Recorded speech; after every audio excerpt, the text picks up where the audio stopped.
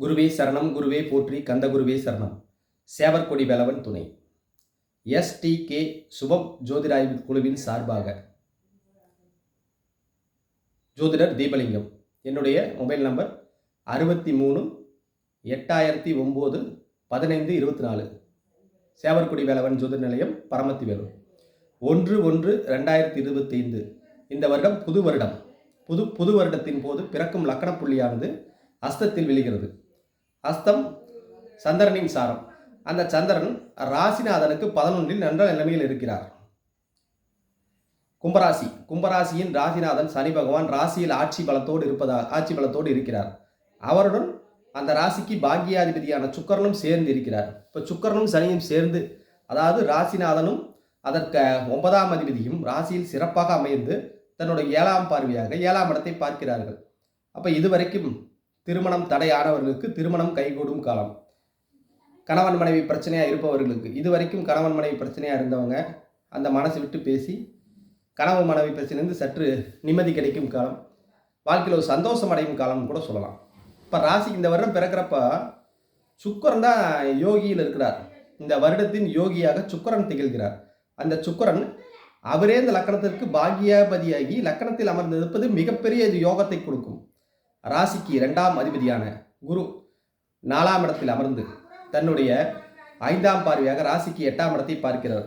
8ஆம் இடத்தை பார்த்து திடீர் அதிர்ஷ்டம் என்ற ஒரு வார்த்தை, இடமாற்றம், வெளியூர் சென்று சில பேருக்கு வேலைக்காக அலைந்து திறந்து ஓடக்கூடிய நிலைமை வந்தாலும் அது யோகத்தையே தரும்.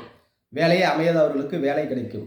வெளிநாடு வெளியூர் செல்ல நினைப்பவர்களுக்கு சற்று ஒரு புதிய முன்னேற்றம் கிடைக்கும். வீடு கட்டும் யோகம், வாகன செலவு, இந்த மாதிரி சுப செலவுகள் ஏற்படும் காலம்.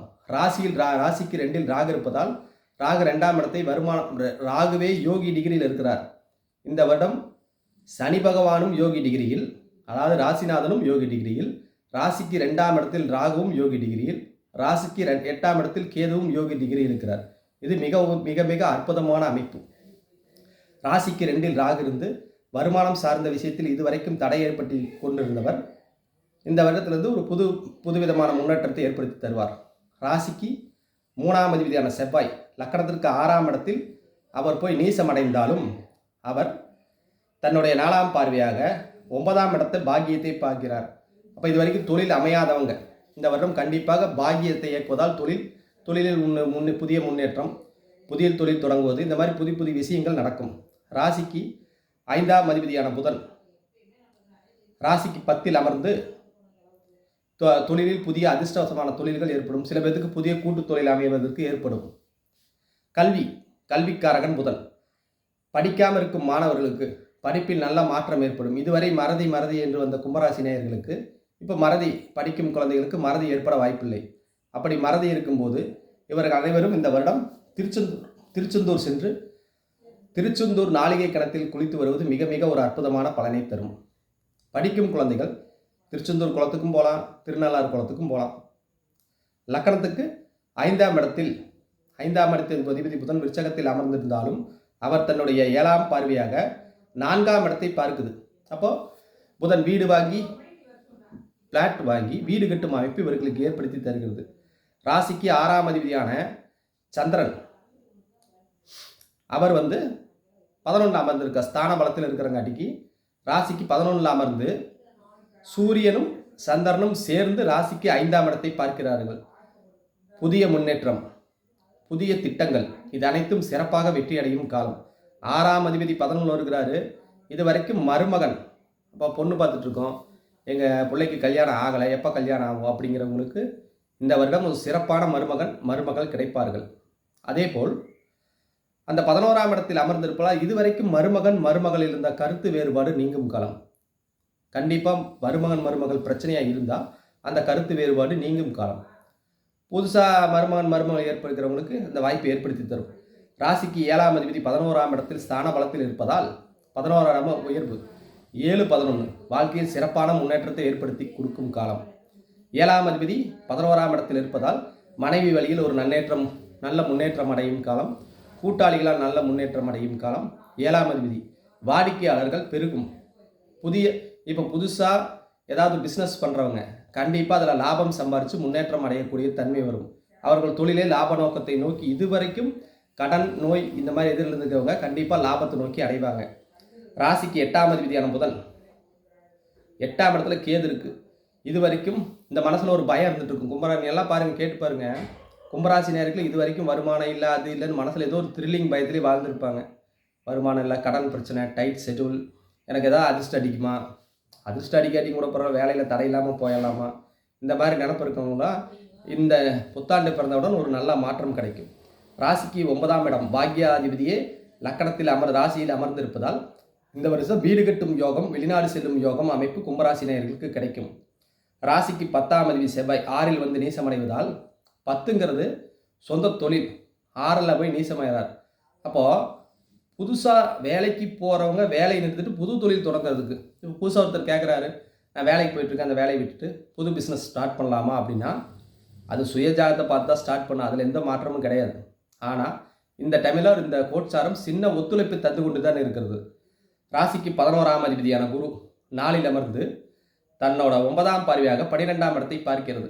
அப்போ புதிய சொத்து சேர்க்கை, வீடு கட்டாமல் இருந்தவர்களுக்கு வீடு கட்டும் யோகம், இடம் வாங்கும் யோகம், இந்த மாதிரி அமைப்பெல்லாம் தந்து கொண்டு இருக்கிறார். விரையாதிபதி சனி பகவான் ராசியில் அமர்ந்திருக்கிறார். விரையாதிபதி சனி பகவான் மட்டும் அவர் இல்லை, வெளிநாட்டு யோகத்தை கொடுக்கக்கூடிய சனி பகவானும் ராசியில் வந்து வெளியூர் வெளிநாட்டு பயணத்தை கண்டிப்பாக தருவார். வெளியூரில் நல்ல முன்னேற்றம் கிடைக்கும், இந்த மாதிரி யோகத்தை தருவார். இதெல்லாம் விட மிகப்பெரிய முக்கியமான விஷயங்க, சனி பகவான் ஒருவர் ஜாதகத்தில் எங்கிருந்தாலும் அந்த இடம் மிக மிக சிறப்படையும். இன்று இந்த வருடம் கும்பராசி நேயர்களுக்கு ராசிநாதன் ராசியிலேயே ஆட்சி பலத்தில் அமர்ந்து அவர்களை முழுக்க முழுக்க ஆட்சி பலத்தோடு இருக்க செய்து அவரின் 3ஆம் பார்வையாக தன் முன்னேற்ற ஸ்தானத்தையும் 7ஆம் பார்வையாக வாடிக்கையாளர் ஸ்தானத்தையும் 10ஆம் பார்வையாக 10ஆம் இடத்தையும் பார்த்து மிகச் சிறப்பான பலனை கிடைக்கும். நல்லா பார்த்தீங்க, இந்த ராசிநாதன் இந்த வருஷம் வந்து கர்ப்பம் தளிக்கிறவங்களுக்கு ஆண் குழந்தை பிறக்க வாய்ப்பு இருக்குது. ராசியில் இருக்குது ஆண் குழந்தை, அது சுயஜாத்தில் இருக்கிற ஒரு விஷயம்லாம் ரெண்டாவது இருக்கட்டும். ஆனால் சனி இருக்கும் இடம் பெருக்கும். சனி ராசியில் அமர்ந்து தன் 10ஆம் பார்வையாக 10ஆம் இடத்தை பார்க்கும். தொழில் கண்டிப்பாக பெருகும். தொழில் எப்படிங்க பெருகும்? இந்த வருஷம் தொழில் முயற்சி அடைஞ்சால் வெற்றி அடையுமான்னா, அவங்க செய்கிற தொழில் கண்டிப்பாக முயற்சியில் வெற்றி அடையும் காலம். அவங்க எந்த முயற்சி செஞ்சாலும் அதில் தோற்று போகிறதுக்கு உண்டான அமைப்பை விட ஜெயிக்கிறதுக்கு உண்டான அமைப்பு அதிகமாக இருக்குது. தொழில் அக்கறை எடுத்து செய்ய வேண்டிய காலமும் அதுதான். அதே மாதிரி இப்போ நடக்கிற இந்த வருடம் பிறக்கும்போது சுக்கிர திசை சுக்கிர புத்தி இந்த பொதுவாக இந்த வருஷத்தில் இயங்க ஆரம்பிச்சிருக்கு. இந்த வருஷத்தின் கதாநாயகனே சுக்கிரன் தான். அந்த சுக்கிரன் ராசியிலே அமர்ந்து நல்லா பார்த்துங்க, ஒரு பாக்யாதிபதி அந்த ராசியில் அமர்வது அவர்களுக்கு சிறப்பு தானே, ரொம்ப மிக மிக சிறப்பான பலனை தரும். ஒரு மிகப்பெரிய பாக்கியத்தை இந்த 2025 இந்த கும்பராசி நேயர்கள் கண்டிப்பாக சந்திப்பார்கள். இதில் படிக்கும் மாணவர்களுக்கு ஒரு பலன் இருக்குது. இப்போ 4ஆம் அதிபதி அவராக இருக்குங்காட்டிக்கு மறதி கொஞ்சம், ஏன்னா பாதகாதிபதியும் அவரே இருக்குங்காட்டிக்கு படிக்கிற கல்வியில் சின்ன சின்ன மறதி ஏற்படும்.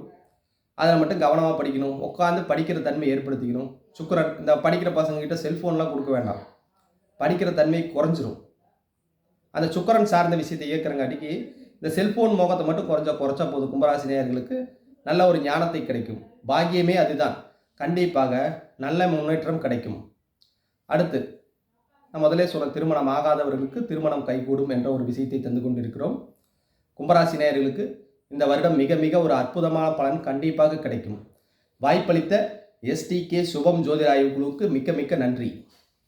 என்னுடைய மொபைல் நம்பர் 63 8009 1524. மீண்டும் சொல்கிறேன் பார்த்துக்குங்க, 638009 1524. பரமத்து வேலூர். நன்றி, வணக்கம்.